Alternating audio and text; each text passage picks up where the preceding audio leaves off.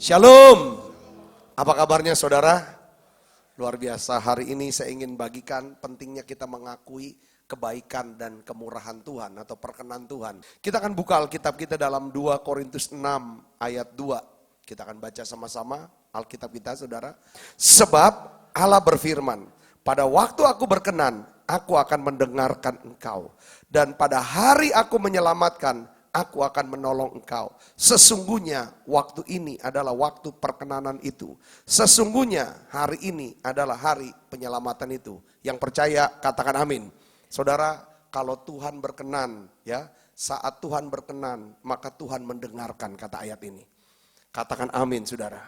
Saat Tuhan berkenan, Tuhan akan menyelamatkan kita. Saat Tuhan berkenan, Tuhan akan menolong kita. Saudara, memang di dalam hidup kita, kita butuh yang namanya perkenan Tuhan, favor, God's favor. Apa istilah perkenan atau favor itu saudara? Saya pelajari, saudaraku, saya dapat rujukan pengertian daripada favor atau perkenan ini, yaitu dari Rick Warren. Rick Warren bilang, saudara, favor itu dibagi dua, seperti mata uang. Sisi yang pertama namanya kebaikan, katakan kebaikan. Sisi yang berikutnya, sisi ini adalah kemurahan. Jadi antara kebaikan dan kemurahan Tuhan, jalan beriringan itu namanya favor. Apa itu kebaikan? Kebaikan adalah, saudaraku, pemberian, ya, pemberian yang Tuhan berikan, yang sebenarnya pemberian itu tidak layak, ya, tidak layak untuk kita terima. Itu yang kebaikan itu namanya mujizat, bisa. Saudara nggak bisa usahakan, nggak bisa dapatkan, tapi karena percaya kebaikan Tuhan turun, dilimpahkan, saudara dapatkan. Mujizat, keuangan, hubungan yang dipulihkan dan lain sebagainya, itu namanya kebaikan. Apa arti yang sisi yang lain namanya kemurahan? Apa arti kemurahan saudara? Kemurahan adalah penghukuman, saudara, pembalasan yang selayaknya kita terima, tetapi tidak diberikan oleh Tuhan. Itu yang namanya kemurahan. Dia tidak ingat-ingat kesalahan saudara dan saya. Itu namanya kemurahan. Punya dampak apa? Di sini ada bebas dari rasa bersalah, ada pengampunan. Ya, di sini ada damai sejahtera. Di sini ada suka. Nah, kemurahan inilah yang menjadi kekuatan bagi kehidupan kita. Dampak inilah, kemurahan ini adalah satu tindakan kasih. Kasih dalam bentuk tindakan, itu namanya kemurahan. Nah, hari ini saya ingin bagikan, kalau Tuhan berkenan, maka dua hal yang saudara dan saya dapatkan. Apa? Pertama apa? Kebaikan. Yang kedua apa? Kemurahan. Saudaraku. Nah, hari ini kita akan belajar apa yang terjadi kalau perkenan Tuhan turun atas hidup seseorang. Perhatikan saudaraku yang Kristus.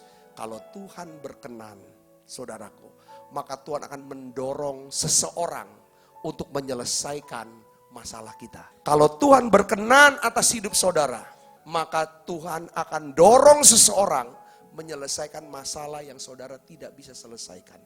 Dasar firman-Nya apa? Saudaraku, Yesaya 49 ayat 17. Mari kita akan lihat dan kita akan baca bersama-sama. Orang-orang yang membangun engkau datang bersegera. Tetapi orang-orang yang merombak dan merusak engkau, meninggalkan engkau. Yang percaya katakan amin. Yang percaya katakan amin. Nah, ini penting. Kalau Tuhan berkenan, dia turunkan yang namanya kebaikan dan kemurahannya. Jadi satu, biasanya nggak bisa dilepasin saudaraku. Apa yang terjadi? Tuhan akan mendorong seseorang untuk menyelesaikan masalah saudara. Tuhan akan ciptakan kondisi di mana saudara akan bisa ditolong dan diberkati. Ya, di sini dikatakan lewat orang, dia akan membangun seorang.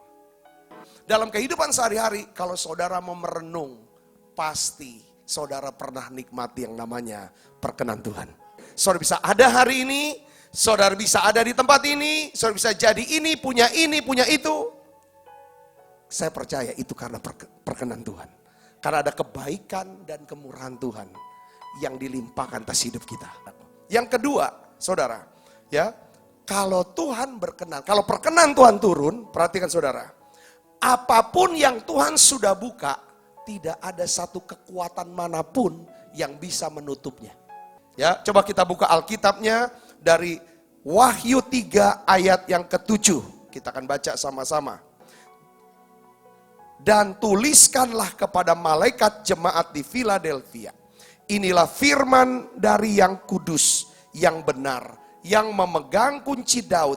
Apabila ia membuka, tidak ada yang dapat menutup. Apabila ia menutup, tidak ada yang dapat membuka.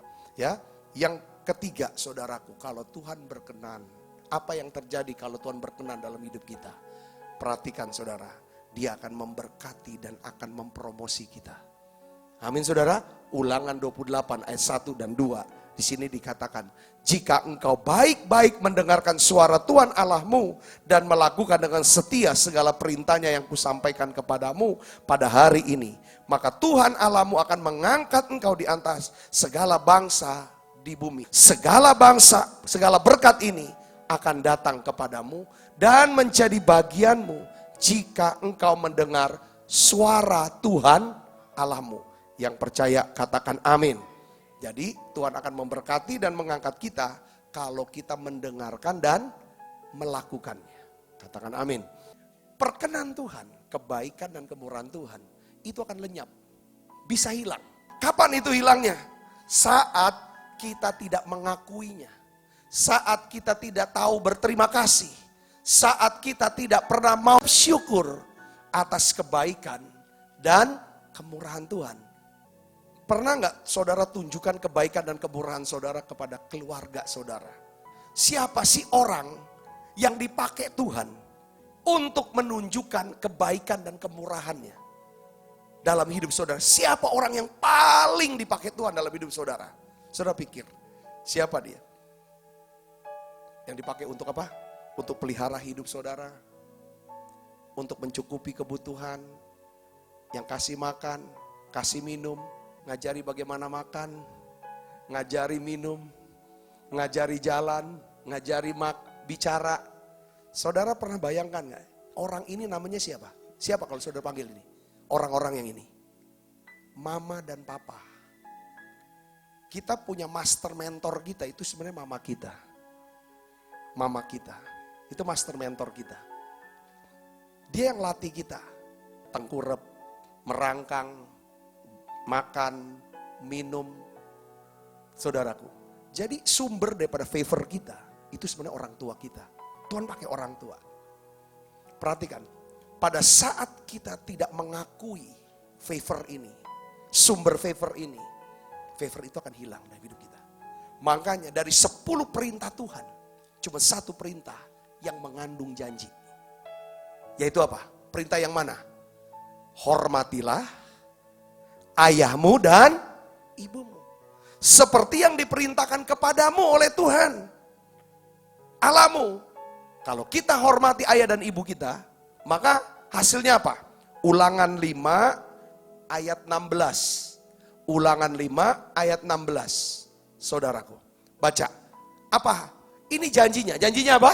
Supaya, baca yang keras, 1, 2, 3. Lanjut umurmu dan baik keadaanmu di tanah yang diberikan Tuhan Allahmu kepadamu. Katakan amin. Yang bayar biaya hidup kita, waktu kita belum bisa cari uang, itu siapa? Orang tua kita. Siapa yang bayar makan kita, minum kita? Kita sewa rumah, kita bisa tinggal di satu tempat, tidak kehujanan. Siapa yang bayar? Itu orang tua kita. Hari ini saya ingin ajak saudaraku yang Kristus. Tapi terkadang saya ngerasa ya, diri saya juga ya. Justru orang tua kita inilah, atau mereka inilah biasanya orang yang paling terakhir mendapat rasa hormat. Penghormatan, kata-kata penghormatan. Kebaikan dan kemurahan dari kita. Hari ini saudaraku, saya ingin bagikan pada saudara. Coba ingat nama orang tua. Kadang-kadang saudaraku lihat orang yang masih punya orang tua. Saudara harus mengucap syukur. Katakan amin. Ya. Seorang pendeta, dia bersaksi, dia bilang ini. Waktu saya baca ayat ini, dia bilang, Tuhan tuh bicara. Dia bilang tiap hari. Dia tidak tinggal sama orang tuanya lagi. Orang tuanya sudah tua. Tiap hari kamu harus telepon. Telepon mamamu, bapakmu itu. Tiap hari kau telepon. Tiap hari kau telepon. Tanya, sudah makan belum? Lagi apa? Hanya sebentar aja. Hanya dengar. Telepon. Dia bilang. Kalau untuk datang enggak mungkin. Karena enggak bisa datang tiap hari. Dia bilang gitu kan. Dia bilang begini. Sejak saya taati itu. Saya hormati orang tua. Saya angkat telepon. Saya berikan kata-kata yang baik. Saya siapkan waktu saya. Saya berikan persembahan saya kepada orang tua saya. Apa yang terjadi dia bilang. Pelayanan saya Tuhan bukakan. Berkat rohani, berkat sosial, berkat keuangan. Katakan amin. Berkat jasmani itu ngalir. Kenapa saudaraku? Karena inilah. Favor itu datangnya dari mana? Pertama dari orang tua kita. Katakan amin saudara. Kalau ada anak, ada orang yang menolak menghormati orang tuanya. Saudaraku, menolak untuk memberkati orang tuanya. Saya yakin, saya mau dengerin, saya pakai kata-kata gini. Orang ini sedang ambil tindakan bunuh diri. Tindakan menghancurkan dirinya sendiri. Ketika orang ini tidak hormati orang tua, maka Tuhan pasti akan jamin orang ini tidak akan baik keadaannya. Tidak akan baik keadaannya. Tapi saya mau berdoa, biarlah kita butuh kebaikan, kemurahan Tuhan dalam hidup kita. Kuncinya satu, hormati orang tua kita. Saudara bisa bertanya, Pak, orang tua saya nggak pantas untuk dihormati, Pak. Dia nggak pernah urus saya. Saudara, dia tetap orang tua. Bagian kita adalah akui dia, hormati dia, berkati dia, doakan dia. Kalau Tuhan berkenan, Tuhan pasti ingat akan kita. Memang kita ingat sama Tuhan itu patut dan wajib dan baik. Tapi kalau Tuhan ingat akan saudara, perhatikan saudaraku. Kalau Tuhan ingat akan kita, maka saudara sesuatu yang ajaib itu pasti terjadi. Mungkin di antara saudara sudah hapus doanya, sudah lupakan doanya, sudah lupakan harapannya dan impiannya. Saudara tidak lagi mau berharap, tapi ingat apapun yang saudara sudah hapus, mungkin itu semua harapan dan doa saudara, tidak berarti bahwa Tuhan melupakan. Tuhan tetap ingat. Apa yang kita lempar ke atas, pasti turun ke bawah. Apa yang kita bawa, doa kita naik ke atas, Tuhan pasti akan jawab doa kita. Imam Zakaria dan Ibu Elisabeth, ini pasangan suami istri. Saudara, sudah tua dan sangat tua. Saya yakin pada tahun-tahun awal pernikahannya, mereka tidak punya anak, mereka berdoa. Setahun, 2 tahun mereka berdoa. 5 tahun, tahun ke-5 berdoa. Tahun ke-10 berdoa. Tapi memasuki tahun ke-50 daripada pernikahannya. Tahun ke-60 pernikahannya mereka pasti tidak berdoa lagi. Mereka sudah melupakan doa itu. Mereka sudah lupakan harapan untuk punya anak. Dan mereka terimalah keadaan seperti itu. Tetapi dengar baik saudaraku. Buat Tuhan apa yang sudah naik. Ya kan saudaraku, Tuhan tidak akan lupakan itu. Lukas 1 ayat 13 ini membuktikan. Ketika Imam Zakaria, sekalipun doanya tidak dijawab seolah-olah harapannya tidak dijawab. Tetapi Imam Zakaria dan Ibu Elisabeth, dia tetap setia melayani Tuhan. Saudaraku, dia tetap setia dengan Tuhan. Saudaraku, Tuhan sebagai pokok pengharapannya. Apa yang terjadi saudara?